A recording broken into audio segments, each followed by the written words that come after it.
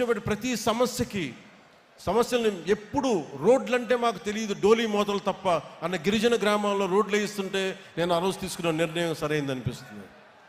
ఈ రోజున మారుమూల ఎక్కడికి వెళ్ళినా, మహారాష్ట్రకి వెళ్ళినా లేదంటే తమిళనాడు వెళ్ళినా ఇంతమంది జనం వచ్చి నీకు ప్రేమగా పలకరిస్తుంటే నేను తీసుకున్న నిర్ణయం సరైంది అనిపించింది. ఈ రోజున నేను కష్టాల కొలిమిలో నుంచి నలిగి వచ్చాను మనందరిలాగే. సో అందుకని ఇక నుంచి ఇన్ని సంవత్సరాలు నేను కీలకమైనది ఏంటంటే మన ఏ ఐడియాలజికల్ ఫౌండేషన్ మీద నిలబడ్డాం, దేని మీద వచ్చాం మనం, వీటన్నిటినీ ఒకసారి మీతో పంచుకొని 5 అంచెలుగా దీన్ని మీకు ముందు చెప్తాం. ఒకటి, మన ఐడియాలజికల్ ఫౌండేషన్స్ ఏంటి, మనం ఎలాంటి ఒడిదుడుకులను తట్టుకొని వచ్చాం, అలాగే మూడోది భవిష్యత్తులో మనం ఏం చేయాలి, ఎలాంటి ఒడిదుడుకులను ఎదుర్కోబోతాం, వాటికి ఎలా సంసిద్ధంగా ఉండాలి, నాలుగోది ఐదోది చివరిది భవిష్యత్తులో ఇంకొక సమీప భవిష్యత్తులో మనం సంస్థాగత నిర్మాణాన్ని ఎలా చెయ్యాలి అని పంచుకోవడానికి నేను ఈ రోజున ఈ సభను పెట్టడం జరిగింది. ఒకటే చెప్తున్నాను, దీని వెనక మండల స్థాయి నుంచి నేనే కూర్చొని సెంట్రల్ ఆఫీస్ నుంచి నేనే మానిటర్ చేస్తాను. నేను మీరు అడగచ్చు ఎందుకు ఇంతకాలం చేయలేదని. నేను ఒక్కడనే,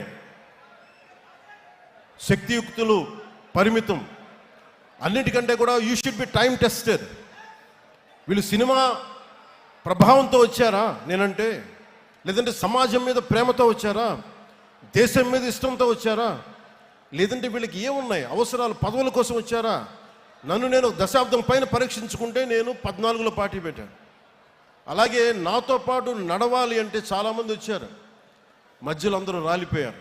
ఒక్క ఓటమికి అందరూ పారిపోయారు, పిట్టలాగా ఇరిగిపోయారు. నాకు ఆనందం వేసింది.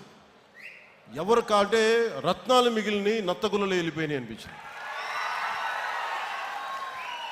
24లో గెలుస్తామో లేదో తెలియదు, 25 సీట్లు అన్నాం, 21 అన్నాం, ఎన్ని కింద పడితే నేను చెప్పాను, మీరు నన్ను నమ్మండి అని చెప్పాను. ఎంత రిస్క్ అంటే నాకు స్వార్థం లేదు, నా దేశం బాగుండాలి, నా నేల బాగుండాలి, నా మనుషులు బాగుండాలి, మా అన్నదమ్ములు, మా ఆడపడుచులు, మా అక్క చెల్లెళ్ళు బాగుండాలని కోరుకుంటాను తప్ప నాకు గెలుపు ఓటమి నాకెప్పుడు తెలీదు. కానీ ఒక బలమైన నిర్ణయం తీసుకొని అండదండలతో ఉంటే ఒక అలయన్స్ ఫామ్ చేశాం.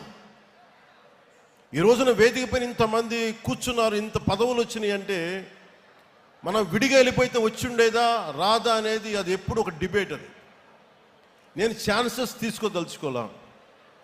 ఐడియాలజీ అని చెప్పి ఒక పొలిటికల్ వ్యూహాలు లేకుండా, ఒక రాజకీయ వ్యూహాలు లేకుండా కేవలం ఐడియాలజీతో మాట్లాడి అడవుల్లో హతమైపోయిన వ్యక్తులు ఉన్నారు. పార్టీలు పెట్టి మొత్తం వెళ్ళిపోయిన వాళ్ళు ఉన్నారు. నేను అలా అనుకోలే.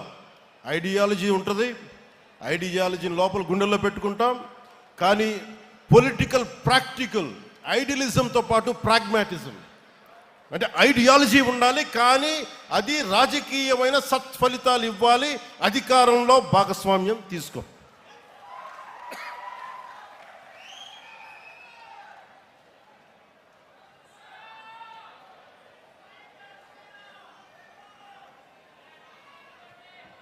అంటే ఇవన్నీ చేసేటప్పుడు ఎలా ఉంటుందంటే, ఒక పార్టీని నడిపే బాధ్యతలు నడిపే వ్యక్తిగా చాలా ఇబ్బందులు ఉంటాయి. నేనేమనుకుంటానంటే, నేను ఎప్పుడు నిస్వార్థంగానే పనిచేసుకుంటూ వెళ్ళాను.